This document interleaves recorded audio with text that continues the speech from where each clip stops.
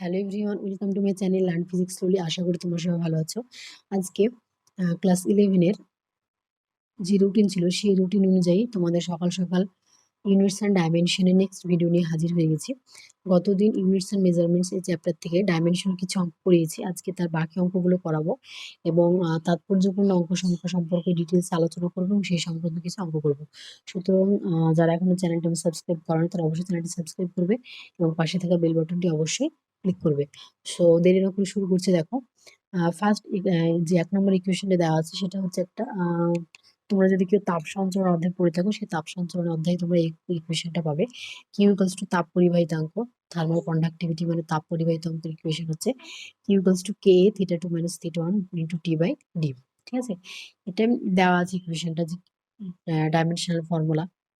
এবার আমরা এখানে যে এগুলো ক্যালকুলেট করবো সেটা হচ্ছে 2 নম্বর কোশ্চেনটা। দেখো, যে check the correction of the equation F equals to M square by R. এই ইকুয়েশনটা হচ্ছে একটা অভিকেন্দ্র বলের সমীকরণ। তোমরা যারা অভিকেন্দ্র বল সম্পর্কে জানো তারা নিশ্চয়ই কোশ্চেনটা সম্পর্কে ধারণা পাবে। যারা জানো না তারা জেনে নাও, এটা হচ্ছে একটা অভিকেন্দ্র বলের সমীকরণ। এবার এখানে তোমাদের একটু বলে দিই যে কারেকশন করার যে বিষয়টি, যে কোনো দুটো রাশির ডাইমেনশন যদি এক হয় তবে আমরা সেই দুটো রাশিকে যোগ করতে পারি, এবং কোনো দুটো রাশির ডাইমেনশন যদি এক হয় তবে একটা থেকে আরেকটা আমরা বিয়োগ করতে পারি। বা আরেকটা হচ্ছে কি, যে দুটো রাশির যদি ডাইমেনশন সমান থাকে, ঠিক আছে, তবে আমরা বলতে পারি যে left hand equals to right hand side এবং সেই ইকুয়েশনটা ভ্যালিড। তাহলে এটা এখানে আমাকে চেক করতে হবে, বা এরকম কোশ্চেন তোমাদের পরীক্ষায় আসে, check the correction of the equation F equals to M square by. এই ইকুয়েশনটা যে আমরা লিখলাম, এই ইকুয়েশনটা কি সঠিক সেটা যাচাই করার 1 নম্বর মাধ্যম হচ্ছে কি, এই দুটো রাশির আলাদা আলাদা আমরা ডাইমেনশন বের করবো। যদি ডাইমেনশন ম্যাচ করে তবেই এই ইকুয়েশনটা সঠিক হবে। তার জন্য আমরা ফার্স্ট লেফট হ্যান্ড সাইড লিখে নিয়েছি এফ। এফ মানে হচ্ছে বল, বল মানে আমরা জানি মাত্রা M L T to the power minus 2, গতদিনের ভিডিওতে আমরা জেনেছি। রাইট হ্যান্ড সাইডে লেখা আছে কি M V square by R, এটারও আমরা মাত্রা নির্ণয় করবো। এখানে আমরা দেখতে পাচ্ছি এম এর মাত্রা এম, বেগের মাত্রা হচ্ছে এল T to the power minus 1, এটার হোল স্কোয়ার আছে তার জন্য এটা হয়ে গেল L square T to the power minus 2। আর হচ্ছে ব্যাসার্ধ, তার যে কোনো মাত্রা হচ্ছে দৈর্ঘ্য সমান ধরতে পারি, তাই এটা এল সমান এখান থেকে আসছে M L T to the power minus 2। সুতরাং আমরা এখানে দেখতে পাচ্ছি যে লেফট হ্যান্ড সাইড এবং রাইট হ্যান্ড সাইডের ডাইমেনশন সমান। সুতরাং আমরা অনায়াসে বলতে পারি এই ইকুয়েশনটা সঠিক। তারপরে এখানে 2 নম্বর ইকুয়েশনটা দেওয়া আছে, একই রকম কোশ্চেন। দেখো, যে check the equation N equals to 1/12 root over of capital F by M by capital L. এই ইকুয়েশনটা কি রাইট ওর রং, এটা আমাদেরকে চেক করতে হবে। তাহলে আমাদের চেক করার নিয়ম হচ্ছে একইভাবে আগের অঙ্কটার মতো। তাহলে এখানে তার আগে বলে নিই, এটা হচ্ছে সরল দোলগতি ষোড়শলাকার কম্পাঙ্কের একটা সমীকরণ। যারা সরল দোলগতি পড়েছো তারা নিশ্চয়ই জানতে পারবে। তাহলে এখানে লেফট হ্যান্ড সাইডে কম্পাঙ্ক এন সমান লিখে নিলাম। কম্পাঙ্ক মানে আমরা জানি 1/t, অর্থাৎ টাইম পিরিয়ড, পর্যায়কালের 1 বাই পর্যায়কাল, যেমন এখান থেকে আসছে টি টু দি পাওয়ার মাইনাস 1। এটা ক্লাস 10-এ পড়েছো। এবার রাইট হ্যান্ড সাইডটা আমরা করছি, দেখো 1/12 root over of F by M, মানে এখান থেকে L to the power minus 1, L to উপরে উঠে গেল। এবার রুটের মধ্যে এফ এর মাত্রা হচ্ছে M L T to the power minus 2। এর যদি রুট নিই তাহলে M to the power half, root তুলে নিলাম তাই হাফ লিখলাম, L to the power half T to the power minus 2 into half. আর ডিভাইড বাই নিচে আসছে M to the power half into হচ্ছে এল আসছে এখানে এল।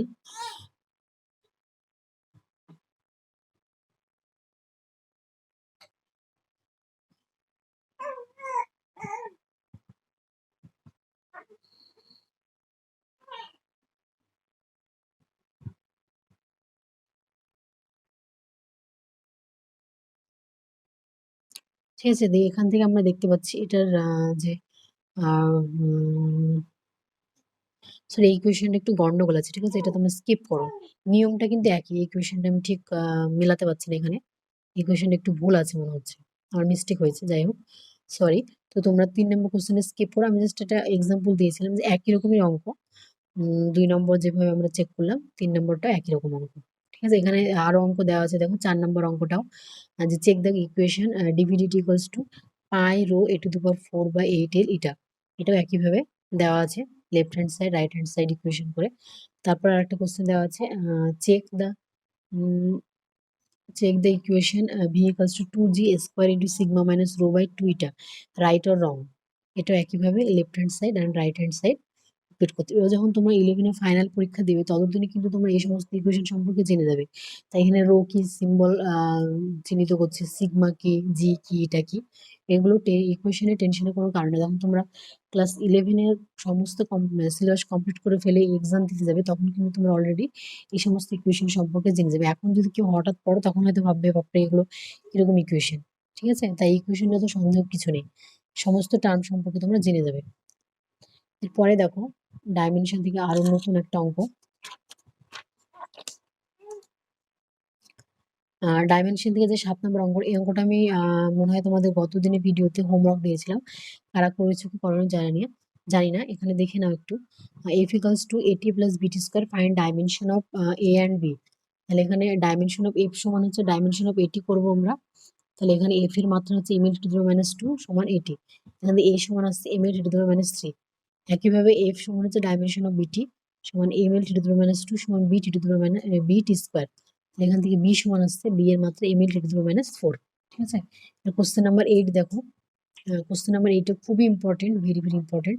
যেটা এখানে আমি আগেই বললাম যে দুটো রাশির ডাইমেনশন যখন এক হবে তবেই তাদেরকে আমরা যোগ করতে পারবো। দুটো রাশির ডাইমেনশন যখন এক হবে তবে আমরা একটা থেকে অপরটা বিয়োগ করতে পারবো। এই কোয়েশনটা সেটার উপরে ভিত্তি করে। এখানে বলছে check the correction of equation P plus A by V square into V minus B সমান RT। এটা একটা ভ্যান ডার ওয়ালস এর সমীকরণ, যারা জানো তারা অবশ্যই বুঝতে পারছো। And what is the dimensional formula of A by B, এবং আর dimensional formula A by B এর কত সেটা ক্যালকুলেট করতে হবে। তাহলে এখানে আমরা কি করলাম দেখো, P plus A by V square into V minus B সমান হচ্ছে RT।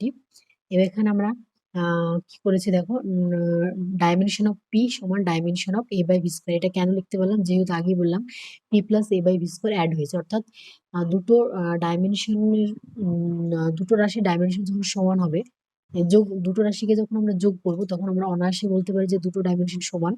বা দুটো ডাইমেনশন রাশি যখন সমান হবে তখন আমরা বলতে পারি যে ওই দুটো রাশিকে আমরা যোগ করতে পারি। তাই এখানে যেহেতু যোগ করা হয়েছে তাই আমরা লিখতে পারি পি এর ডাইমেনশন এবং A by V square dimension সমান। তাহলে এখান থেকে আসছে P dimension of A by V square. তাহলে A by V square, A by V মানে এখানে ভলিউম বা আয়তন, জানো ভ্যান ডার ওয়ালের সমীকরণে এল কিউবের হোল স্কোয়ার সমান হচ্ছে চাপের যে মাত্রা সেটা লেখা হয়েছে M L to the power minus 1 T to the power minus 2। চাপের মাত্রা আগের দিন ভিডিওতে বলে দিয়েছি। এবার এখানে A to the power L to A by L to the power 6 সমান M L to the power minus 1 T to the power minus 2। এখান থেকে এর মাত্রা আসছে M L to the power minus 7 T to the power minus 2।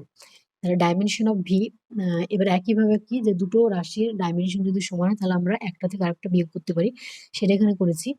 Dimension of V সমান dimension of B, যেহেতু V থেকে B subtract হচ্ছে তাই ভি ও বি এর ডাইমেনশন একই। এখানে ভি মানে হচ্ছে ভলিউম, এল কিউব সমান বি, তাই বি এর মাত্রা কত এল কিউব। তাহলে আমরা সেপারেট ভাবে এ এবং বি এর মাত্রা পেয়ে গেলাম। তাই আমরা ইজিলি এ বাই বি কিন্তু নির্ণয় করতে পারছি। এ বাই বি সমান M L to the power minus 7 T to the power minus 7 divide by L cube সমান M L to the power minus 10 T to the power minus 2। ঠিক আছে, এবার এখানে আরেকটা কোশ্চেন আমি বলেছিলাম যে সাইন বা কসের সঙ্গে যদি কোনো যদি যুক্ত থাকে তাহলে কিন্তু তার কোনো ডাইমেনশন থাকে না, সেটা পুরোটা অ্যাঙ্গেল, অর্থাৎ এক কোণের কোনো ডাইমেনশন থাকে না। প্লাস ত্রিকোণমিতিক কোনো ফাংশনেরও কিন্তু ডাইমেনশন থাকে না। তার জন্য এখানে দেখো ওটার উপর ভিত্তি করে অঙ্কটা খুব সুন্দর। A force is given in terms of distance X and time T by F equals to S sine CT সমান B cos DX. Then what are the dimension of A by B and C by D. এখানে F সমান হচ্ছে A sine CT, dimension of F সমান হচ্ছে dimension of A. Sign সিটিটা পুরোটা neglect করলাম কারণ বুঝতে পারছো বললাম সাইন ত্রিকোণমিতিক ফাংশন, তাই কোনো ডাইমেনশন নেই। সিটি সাইনের সঙ্গে যা লেগে থাকবে সেটা অ্যাঙ্গেল ডিনোট করে, অ্যাঙ্গেলের কোনো ডাইমেনশন নেই, তাই এটা আমরা পুরোটা বাদ দিলাম। তাই বলের বল এফ মানে এখানে বল, এফ সমান হচ্ছে ডাইমেনশন অফ এ, ফোর্স যেহেতু বলেছে তাই এখানে আমরা ইজিলি লিখতে পারছি ডাইমেনশন অফ এ হচ্ছে M L to the power minus 2। F সমান বি কস ডিএক্স, এফ সমান ডাইমেনশন অফ বি, এটাও পুরো বাদ গেল কারণ কস একটা ত্রিকোণমিতিক ফাংশন, কসের সঙ্গে যেটা লেগে থাকবে সেটা অ্যাঙ্গেল, সো এই দুটোরই ইউনিট বা এটা এই দুটোরই ডাইমেনশন নেই। সো বি এর ডাইমেনশন হচ্ছে M L to the power minus 2। তাহলে এখান থেকে আমরা এ বাই বি পাচ্ছি কত, রেশিওটা 1 বাই এ বাই বি পাচ্ছি আমরা 1। ঠিক আছে,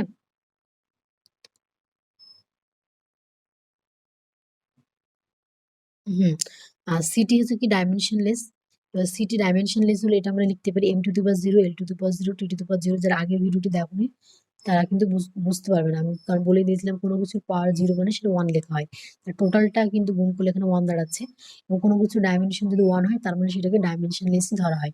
তাহলে এখানে c ইন্টু টি সমান হচ্ছে m0 l to the power 0 t to the power 0। এখান থেকে আমরা c এর মাত্রা পাচ্ছি t ইনভার্স, এবং একইভাবে এখানে আমরা d এর মাত্রা পাচ্ছি l ইনভার্স। এখানে c বাই d সমান পাচ্ছি l to the power minus 1।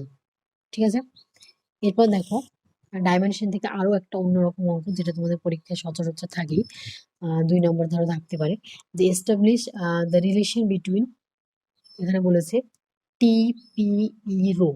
ঠিক আছে, এখানে এবং বলে দিয়েছে T depends upon P E rho. এরকমই কোশ্চেন তোমাদের থাকবে, বলে দেবে যে এস্টাবলিশ দ্য রিলেশন বিটুইন, ধরো বললো establish the relation between F, যেটা অভিকেন্দ্র বলে কথা বললাম, এফ এম ভি আর।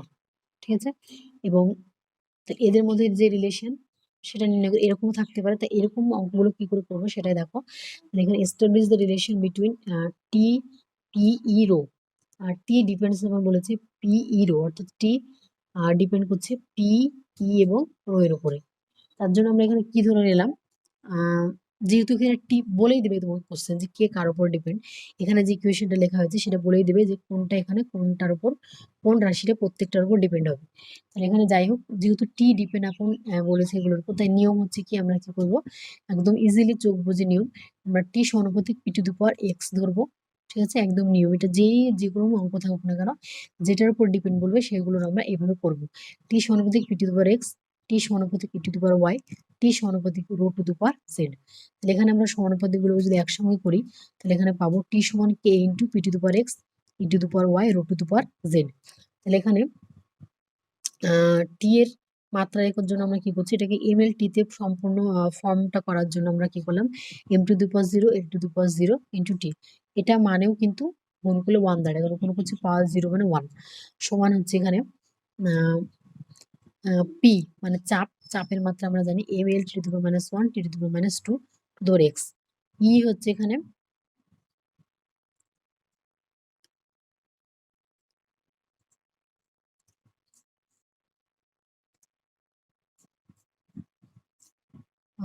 বলে, হ্যাঁ, ই হচ্ছে এখানে শক্তি। ঠিক আছে, শক্তি বা কার্য, কার্য বা শক্তির মাত্রা হচ্ছে কার্য মানে আমরা বা শক্তি মানে জানি ই সমান হচ্ছে ডাব্লিউ সমান কার্য শক্তি একই জানি আমরা সমান বল ইন্টু সরণ। ঠিক আছে, তাহলে বলের মাত্রা হচ্ছে M L T to the power minus 2, আর সরণ মানে যে কোনো লেন্থ এল, তাই এটার মাত্রা টোটাল আসছে শক্তি ই এর মাত্রা M L square T to the power minus 2। বোঝা গেল এটা কি করে আসছে।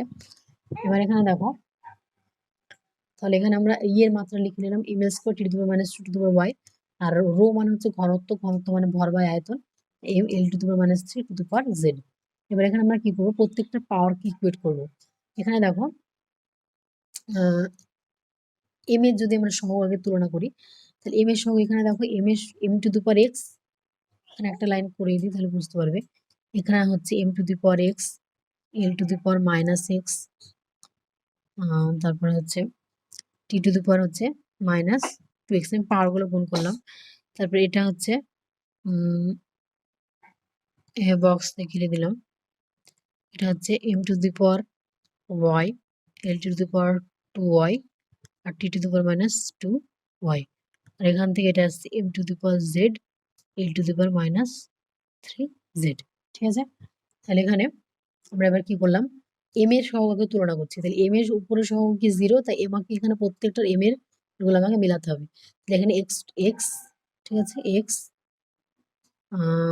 এবার এই পরের ইকুয়েশনটা যদি আবার আমরা লিখি তাহলে এটা হবে অ্যাকচুয়ালি এম এর সহগগুলো যদি আমরা এক করি তাহলে M to the power X, তারপর এটা ওয়াই প্লাস এটা হচ্ছে M to the power Z, এগুলো পুরো যোগ করা হয় তোমরা সবাই জানো। এবার এল এর যদি আমরা করি, এল এর এখানে মাইনাস এক্স লিখলাম।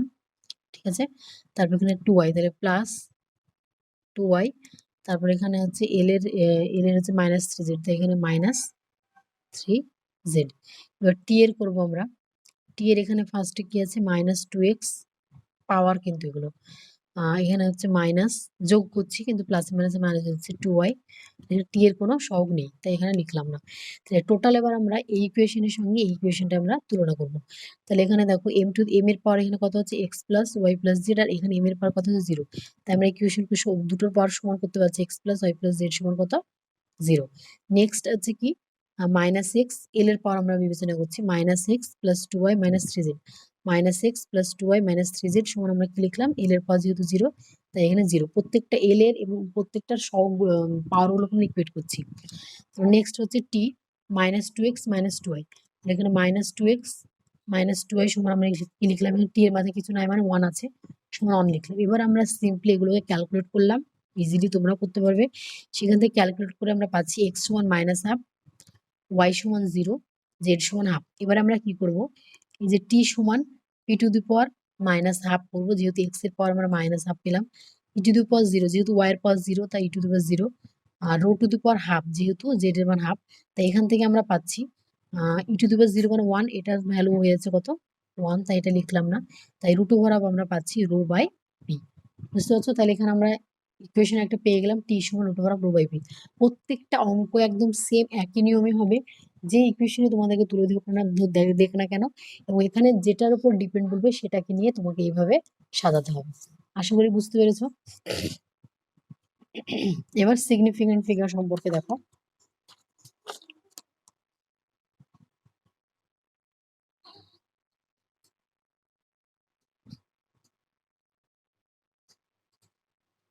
এবার আমরা সিগনিফিক্যান্ট ফিগার বা তাৎপর্যপূর্ণ অঙ্ক সংখ্যা সম্পর্কে জানবো। এটা খুবই ইম্পর্টেন্ট একটা টপিক, এবং এখান থেকে তোমাদের বোর্ডের পরীক্ষায় 2-3 নম্বরের কোশ্চেন থাকবে, এবং যারা বিভিন্ন কম্পিটিশন লেভেলের পরীক্ষা সেখানেও কিন্তু এখান থেকে 2-3 নম্বরের কোশ্চেন পাবে, ভালো করে যদি নিয়মগুলো শিখতে পারো। তাহলে ফার্স্ট হচ্ছে ইংলিশে লেখা আছে, আমি পুরো বাংলাতে ডিটেলসে বলে দিচ্ছি, কোনো টেনশনের কারণ নেই।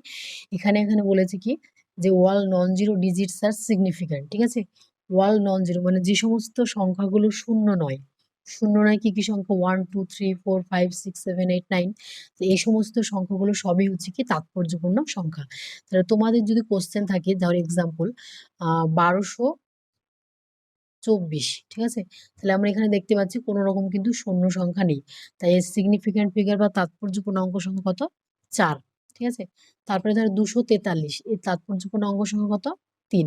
এরকম অসংখ্য থাকতে পারে, 500 থাকতে পারে, 512 থাকতে পারে, কিন্তু কি অঙ্কর মধ্যে যদি কোনো শূন্য না থাকে, অর্থাৎ 1 to 9 পর্যন্ত এই সংখ্যা নিয়ে আমরা যতগুলো আম, সংখ্যা বানাই না কেন, সেই সংখ্যার মধ্যে যদি কোনো জায়গায় শূন্য না থাকে তাহলে সেগুলো সবই কি তাৎপর্যপূর্ণ অঙ্ক সংখ্যা। যেমন এখানে উদাহরণ দেওয়া আছে 1224 সিগনিফিক্যান্ট ফিগার 4, 243 সিগনিফিক্যান্ট ফিগার 3, ধরো ধরো থাকলো 315, তারপরে হচ্ছে 212, এরকম। 2 নম্বরটা হচ্ছে কি zero between two non zero digits are significant, ঠিক আছে।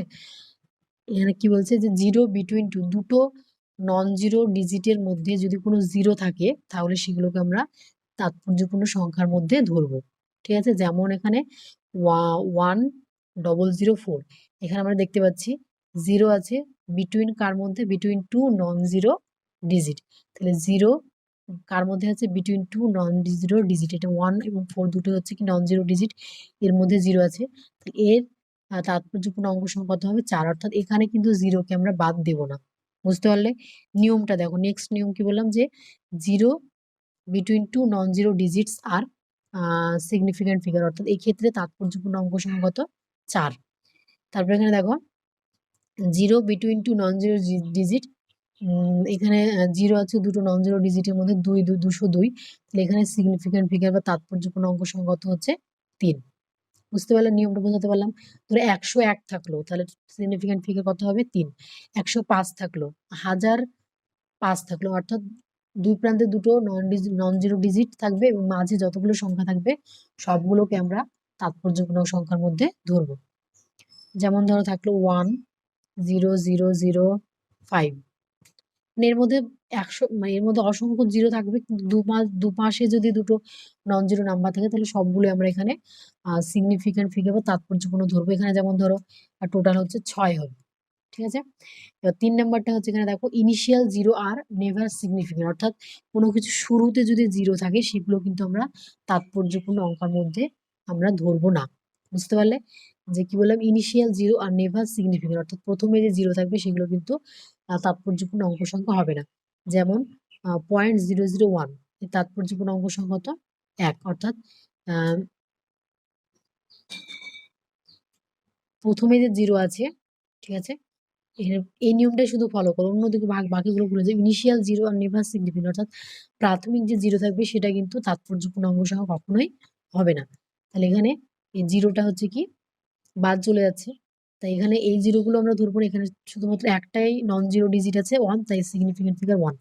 তারপর এখানে ধরো আছে 0.312, তাহলে তাৎপর্যপূর্ণ অঙ্ক সংখ্যা তো হচ্ছে 3, অর্থাৎ প্রথমে জিরো যদি আমরা ধরবো না, দশমিকের আগে যদি কোনো জিরো থাকে তাহলে আমরা সেই জিরো কিন্তু ধরবো না। বুঝতে পারলে?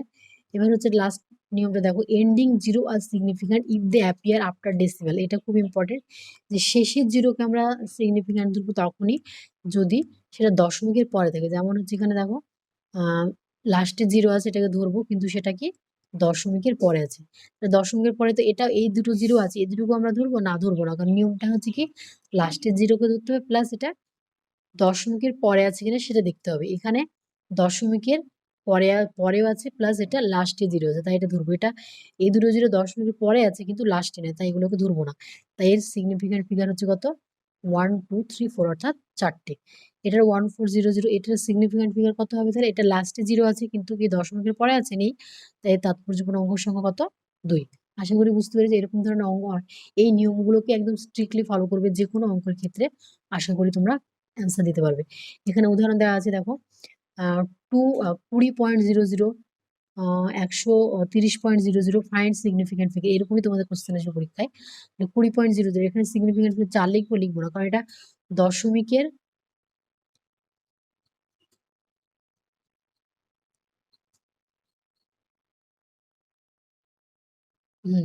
এখানে আমরা দেখো 20.00, তাই এখানে কি দেখতে পাচ্ছি যে পরে দশমিকের পরে, তাই তো, দশমিকের পরে যে নাম্বার সেটা আমরা দশমিকের পরে, এবং লাস্টের জিরো কি সিগনিফিক্যান্ট, এবং তাই এখানে কি 2 একটা সিগনিফিক্যান্ট, 0 সিগনিফিক্যান্ট হয়ে গেল, তাই দুটো সিগনিফিক্যান্টের মাঝে যারা থাকবে সবগুলো সিগনিফিক্যান্ট, তাই টোটাল সিগনিফিক্যান্ট হচ্ছে কত, 4। আগেরবার বলছি দেখো, এটা ভাবে এটা কি করে 4 হলো।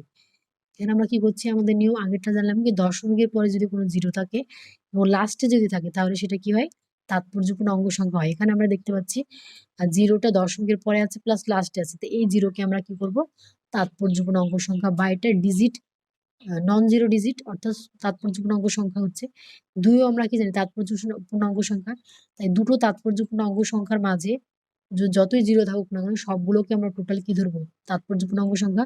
তাই এখানে টোটালটা তাৎপর্যপূর্ণ অঙ্ক সংখ্যা কত হলো, 4। হ্যাঁ দেখো 1310.000, এখানেও কি 1 হচ্ছে কি তাৎপর্যপূর্ণ অঙ্ক সংখ্যা। এখানে আমরা দেখতে পাচ্ছি জিরো আছে আছে, এবং দশমিকের পরে আছে আছে, এবং লাস্টে আছে, তাই এখানে 1 এবং 0 দুটোই হচ্ছে কি তাৎপর্যপূর্ণ অঙ্ক সংখ্যা, এবং এদের মাঝে যতগুলো ডিজিট থাকবে সবগুলোকে আমরা তাৎপর্যপূর্ণের মধ্যে ধরবো। তাই টোটাল এখানে তাৎপর্যপূর্ণ অঙ্ক সংখ্যা কত হচ্ছে, 1 2 3 4 5 6 7। টোটাল তাৎপর্যপূর্ণ অঙ্ক সংখ্যা কত হলো, এখানে এখানে 7 হবে।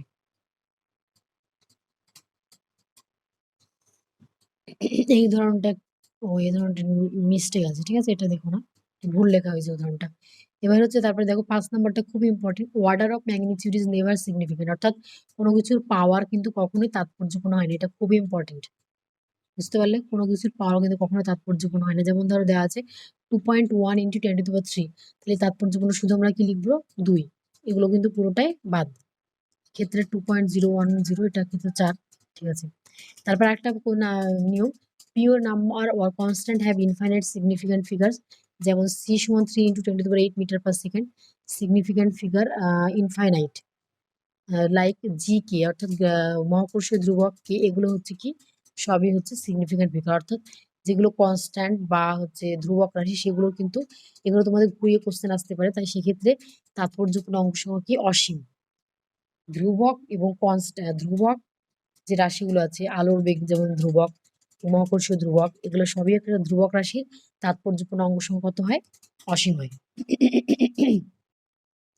আশা করি বুঝতে পেরেছো। তাৎপর্যপূর্ণ অঙ্ক সংখ্যা থেকে এগুলো করলেই হবে।